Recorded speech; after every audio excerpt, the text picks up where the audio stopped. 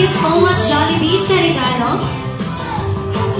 Pero alam niyo ba na hindi lang yan ang baon ni Jollibee para sa ating birthday celebrant? Yes. Dahil balita ko raw, meron siyang inihanda 3 wishes para kay Ate Unique. Wow!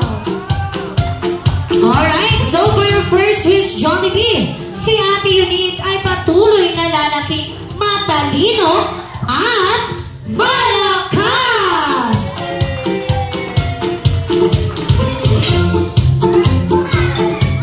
Okay, how about for your second wish, Jollibee? Si Ate Unique ay patuloy na lalaking may malinis na puso at pananalig sa Diyos!